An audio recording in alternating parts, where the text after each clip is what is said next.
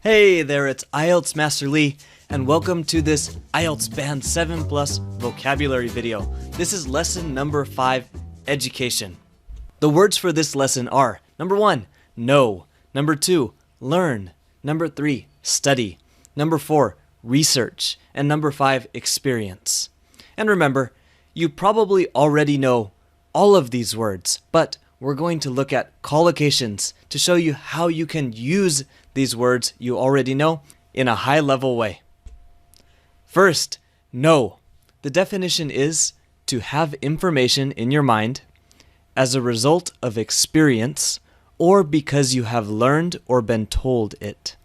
For example, it was definitely a bad idea to race my bike down the hill. I should have known better. And in modern society, neighbors don't know each other well compared to the past. All right? The collocations for know. First, we have know better. This is from the last example where I said, I should have known better. This is a common expression and very useful for your IELTS speaking task in particular. I should have known better. I should have known that I shouldn't do bad things like what I did. I should have known better. Next, know the answer. I know the answer to the question on the test. Next, know now. I know now what I should have done.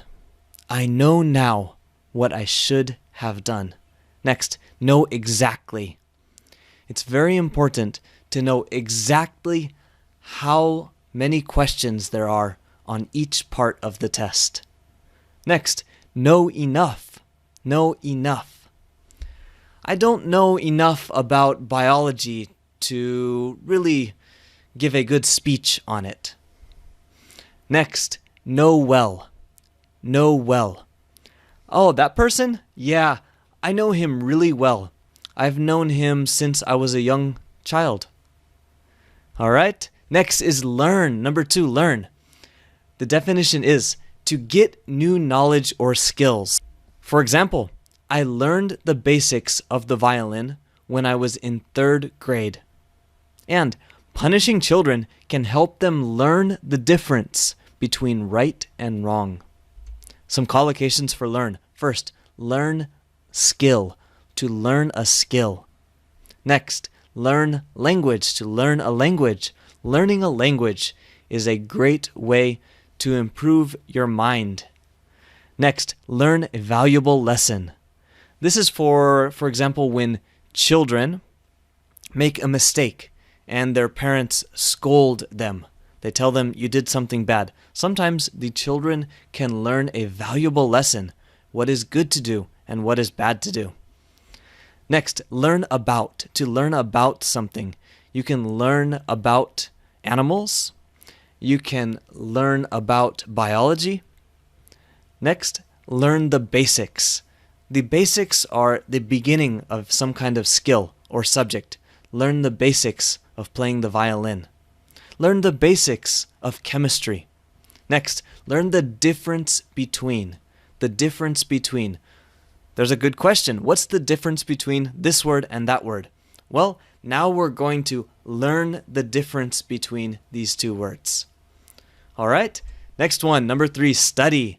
The definition is to learn about something through books, a course, or examination. And also, as a noun, it can mean a research project. We use both of these definitions here, the verb form and the noun form. For example, I spent my first year of university studying the Japanese language intensively. This is the verb form.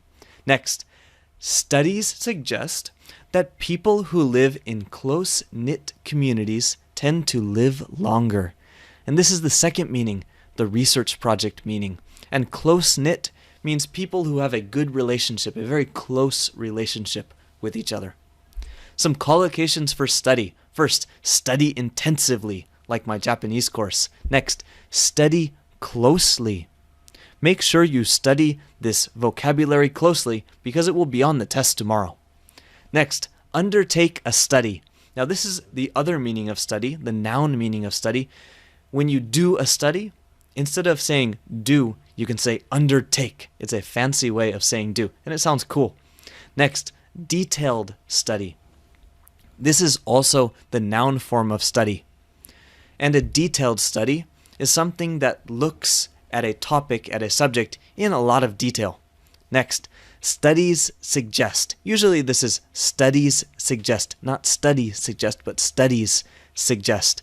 And when you have lots of different research and you want to talk about the results of all of this research, you can say studies suggest.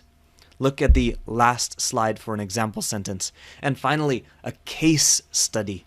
A case study is when you look at one particular case of something and you do a big research project on it. For example, at a school, instead of talking about education policy in a really big, general, abstract way, you look at just one class with just one teacher and analyze how this teacher and this class is doing. That's a case study.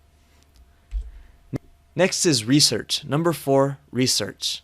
The noun form is a careful study of a subject, especially in order to discover new facts or information about it. And the verb form is to conduct a careful study of a subject. For example, as a postgraduate student, I carried out research on the spinal health of people who work at their desks all day. Now, spinal health is related to your spine. Next example sentence. Research conducted by climate scientists shows that the polar ice caps are melting at increasing rates. And some collocations for research. First is carry out research. This is kind of like undertake a study that we had before. Next, conduct research. This also means to do research. Next, research shows. Or you can say research suggests, like we had before. Recent research. Recent research. Further research. Further research is needed is a very popular sentence at the end of academic publications. Further research is needed. This means we need to research more before we can decide something or make a conclusion. And finally, research on. Research on. Research on followed by the topic. Research on biology. Research on the habits of this particular animal. Research on. Finally, experience number 5. The definition as a noun is the knowledge and skill that you have gained through doing something for a period of time, or the process of gaining this. And the verb form is to have a particular situation affect you or happen to you. Example sentences. The ability to learn from experiences is an essential quality of good leaders. This is the noun form.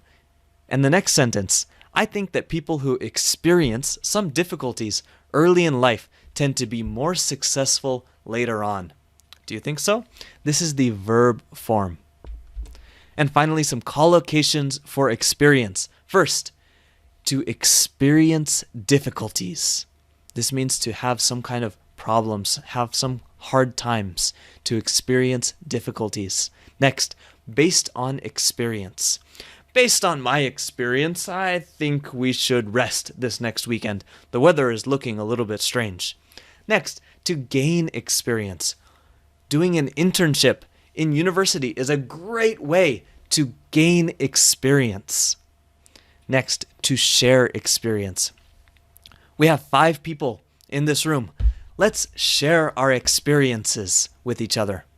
Let's talk about our last vacations or something else. Next, to learn from experience. Learn from experience.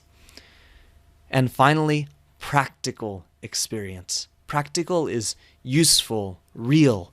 Practical experience is very useful when you want to get a better job. So your action step this lesson is to use each word that we covered to write 2 sentences and post your sentences in the comments below. Be sure to use the collocations we introduced whenever you can. Thanks so much for watching this video. I hope you learned something from it. For more IELTS practice, visit IELTSmaster.com and join our email list for a free Task 2 ebook. You can also connect with us on Facebook at facebook.com/IELTSmaster site. Finally, subscribe to our YouTube channel below and let us know, what would you like to see next? Just type it in the comments, and you never know, that may be the next video. I'm looking forward to hearing from you.